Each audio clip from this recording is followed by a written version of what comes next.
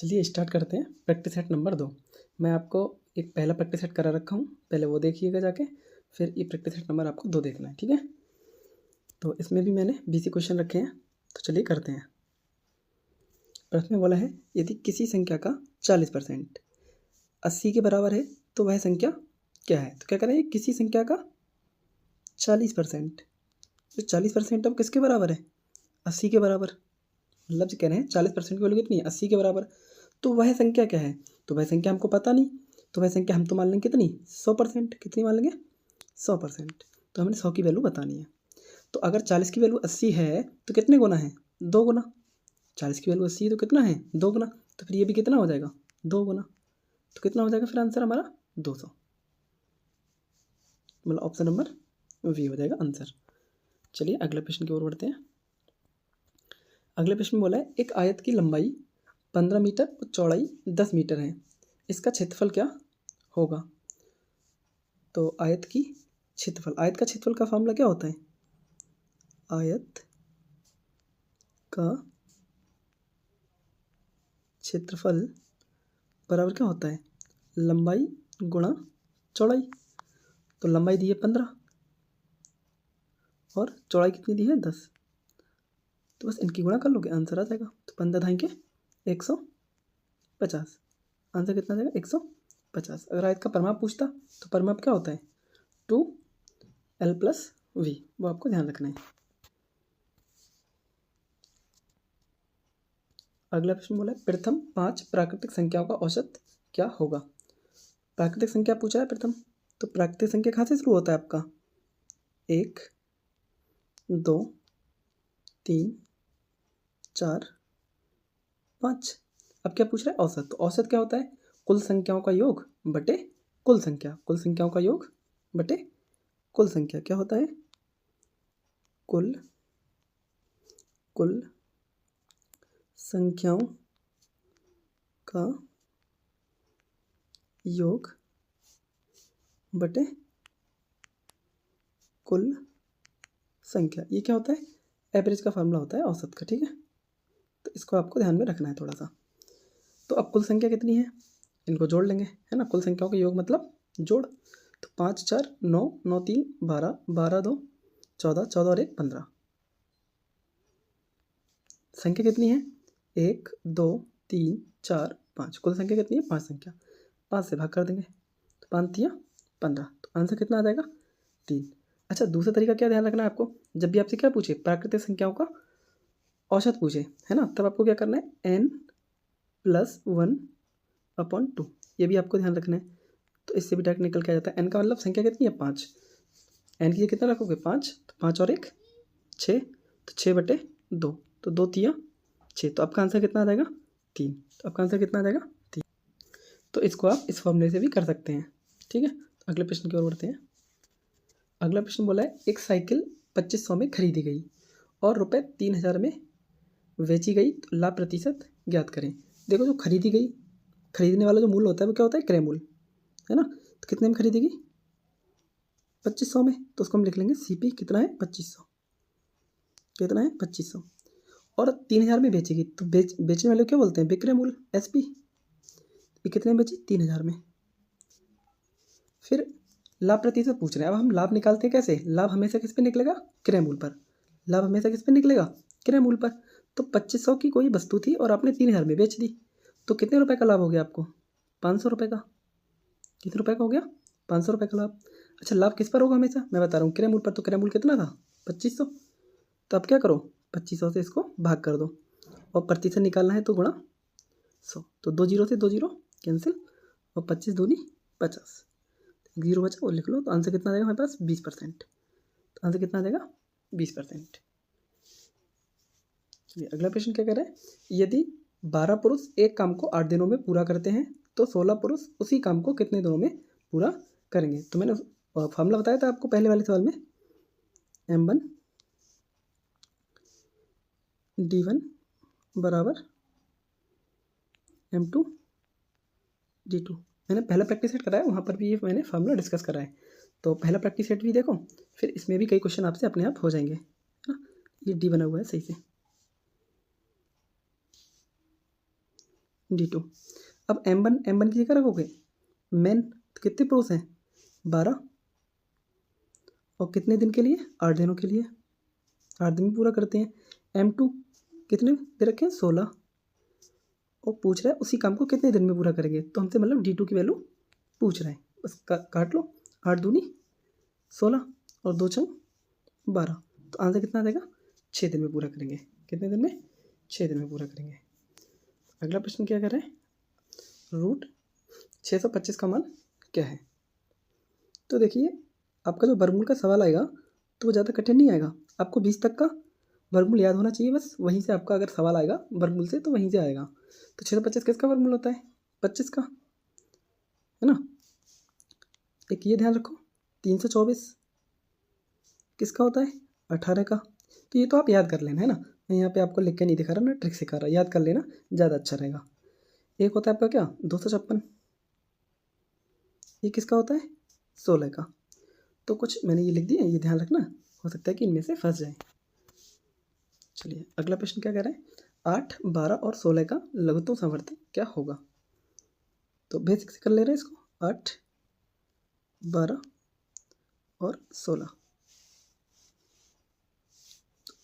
तो अब संख्या से काटेंगे, तो 2 चौक 8, 2 छंग 12, 2 अट्ठे 16, फिर 2 से काटेंगे, 2 दूनी 4, 2 तिया 6, 2 चौक 8।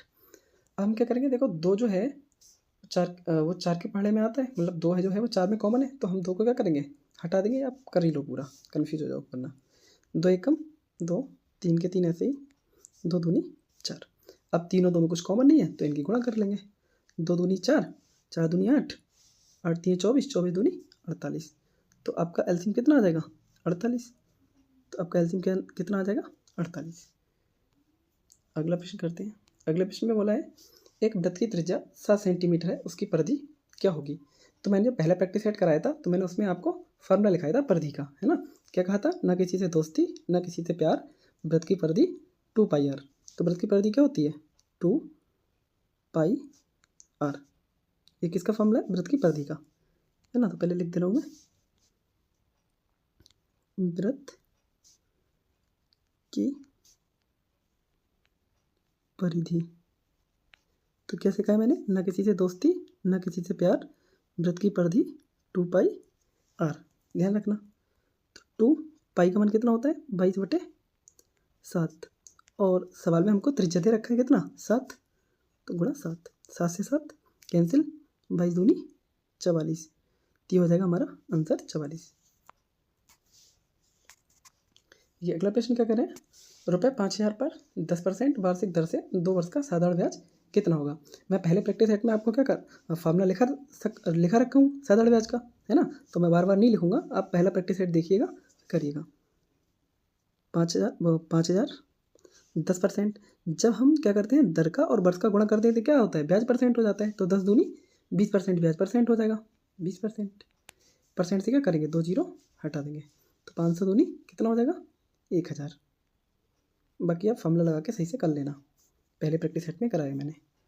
तो अगर आप पहला प्रैक्टिस सेट की वीडियो देखोगे तो इसमें कई सवाल आप अपने आप कर ले जाओगे। तो आंसर कितना हो जाएगा 1000। चलिए अगला प्रश्न करते हैं।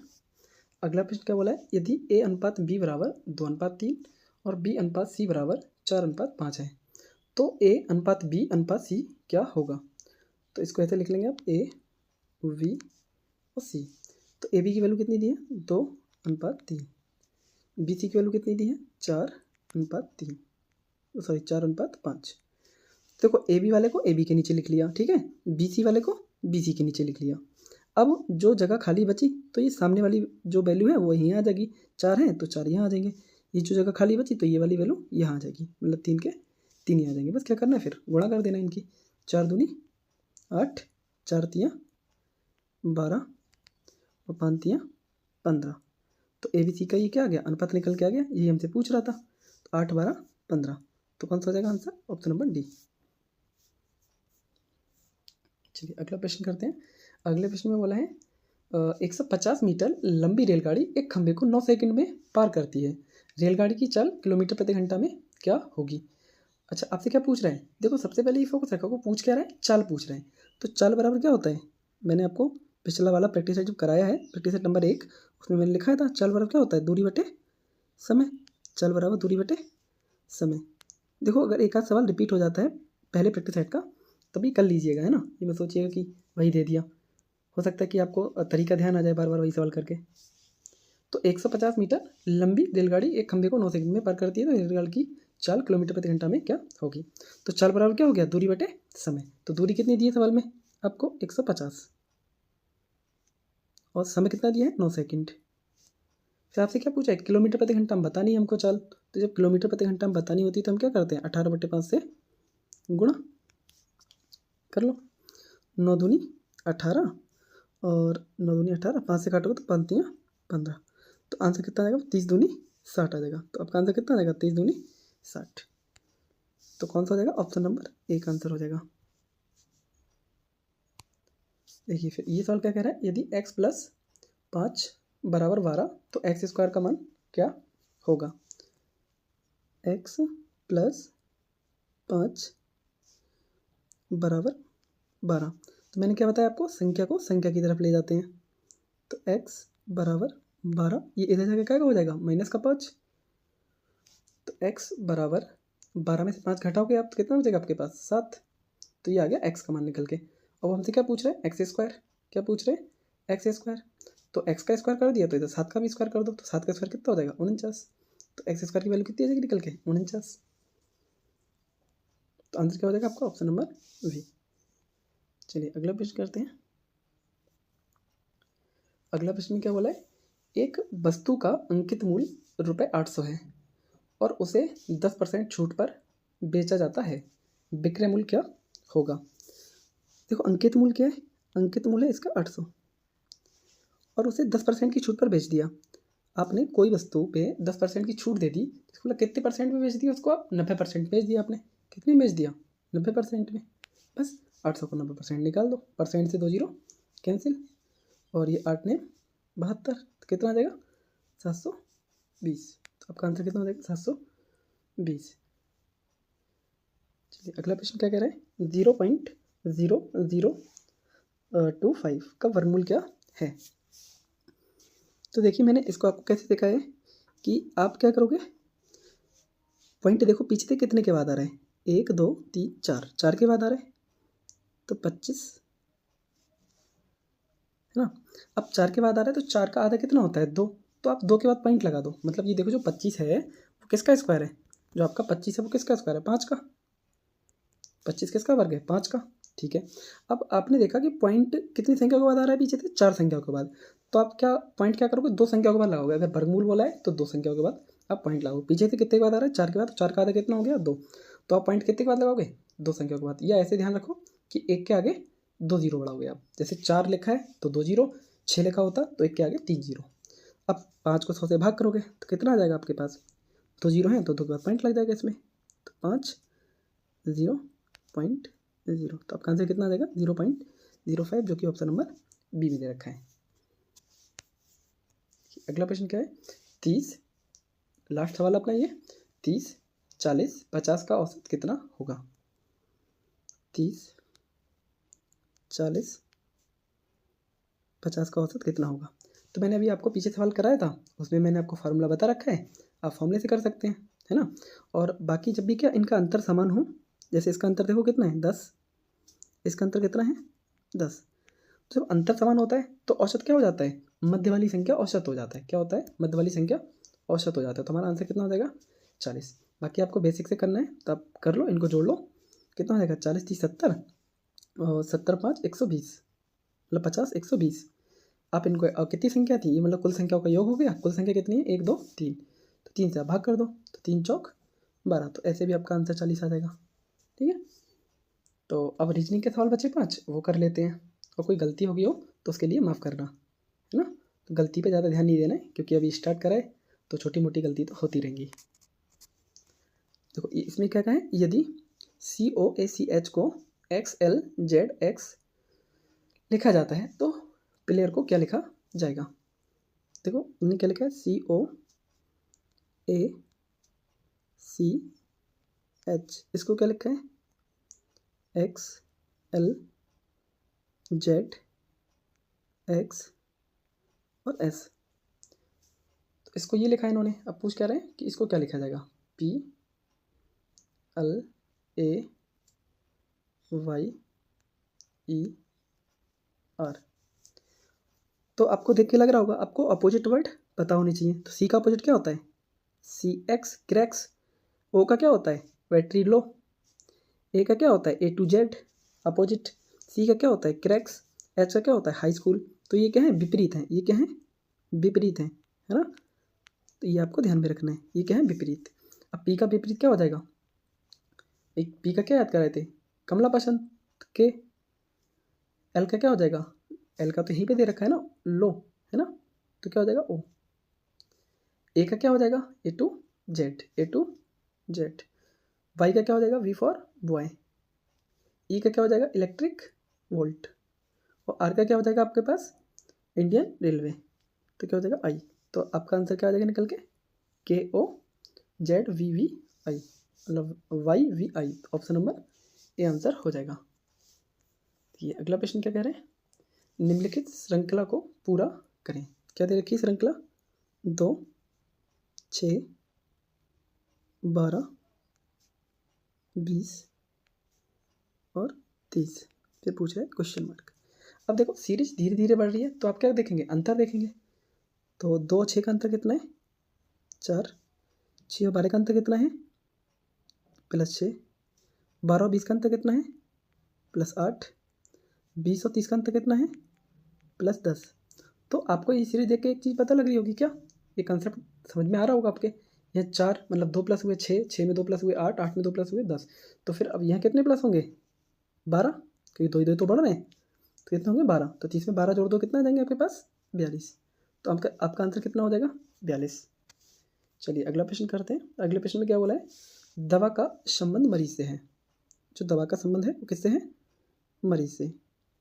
क्या ना दवा का संबंध किससे है मरीज से, मरीज से।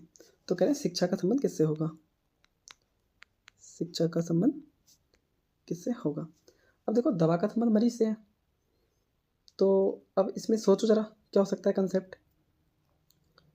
भाई मरीज किससे ठीक होगा, मरीज किससे ठीक होगा दवा से, है ना। तो शिक्षा प्राप्त जैसे मरीज को क्या प्राप्त होगी दवा, भाई जो मरीज होगा उसको क्या प्राप्त होगी दवा।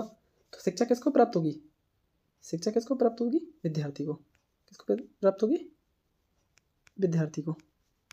और बाकी आपके मन में जो कॉन्सेप्ट आ रहा हो वैसे भी आप कर सकते हैं, है ना। जैसे इन्होंने कहा दवा का संबंध मरीज से, भाई दवा किसको दी जाएगी मरीज को ऐसे समझ लो, या शिक्षा किसको दी जाएगी विद्यार्थी को, या ऐसे समझ लो। ठीक है। अगला सवाल क्या है, एक व्यक्ति उत्तर की ओर 5 किलोमीटर चलता है, फिर दाएं मुड़कर 4 किलोमीटर चलता है।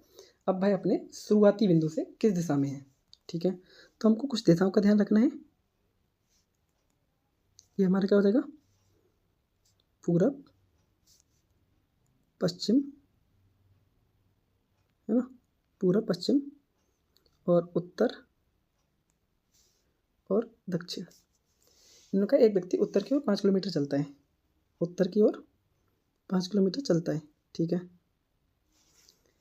फिर दाएं मुड़कर 4 किलोमीटर चलता है। अब आपका दाएं किधर हो जाएगा, जो आपका सीधे दायां हाथ होगा दाएं की तरफ मुड़ जाओ आप। 4 किलोमीटर किधर चलता है, ये दाएं चलता है।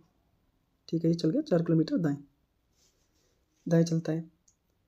अब भाई अपनी शुरुआती बिंदु से किस दिशा में, मतलब चला कहाँ से था यहाँ से चला था, रुका कहाँ पे आके यहाँ आके रुका। तो शुरुआती बिंदु से पूछ रहे हैं, शुरुआती बिंदु से किस दिशा में है। तो इससे ये किस दिशा में है, तो ये वाली दिशा, ये वाला एरो कहाँ बनेगा यहाँ बनेगा, है ना। ये वाला एरो कहाँ बनेगा यहाँ। तो आंसर क्या हो जाएगा आपके पास उत्तर पूर्व। ये दिशा किसके बीच में आ रही है उत्तर पूर्व के। तो आपका आंसर कौन सा हो जाएगा उत्तर पूर्व। चलिए अगला प्रश्न करते हैं। अगले प्रश्न में क्या बोला, विषम शब्द को चुनिए। इसमें क्या होगा, 3 पर एक लॉजिक लग रहा होगा एक अलग होगा, है ना। 3 समान होंगे और एक असमान होगा। तो भाई आंसर हो जाएगा। इसमें दे रखा है पहला ऑप्शन कान, फिर दूसरा आँख, नाक और हाथ। अच्छा, इसमें आंसर क्या होगा आपका, देखो कान आँख नाक ये क्या है आपकी ज्ञानेंद्रियाँ हैं, है ना। और हाथ आपका क्या होगा, हाथ अलग हो जाएगा। 3 तो ज्ञानेंद्रिय है, ये हाथ ज्ञानेंद्र में थोड़ी आता है ना। ये तो कर्मेंद्रियों में आता है। किसमें आता है कर्मेंद्रियों में। तो आपका आंसर इसमें क्या हो जाएगा हाथ। तो आपका ये प्रैक्टिस सेट पूरा हुआ, और जो भी कोई गलती हुई हो इसमें तो उसके लिए माफ़ करना आप, ठीक है। और आपको मैं ऐसे ही जल्दी से जल्दी प्रैक्टिस सेट नंबर 3 लेके आऊँगा। तो ये आपका आर्मी अग्निवीर के लिए जो है बहुत ही ज़्यादा महत्वपूर्ण रहेगा। तो सभी बच्चे देखें और कमेंट करके बताएं कैसा लगा। धन्यवाद।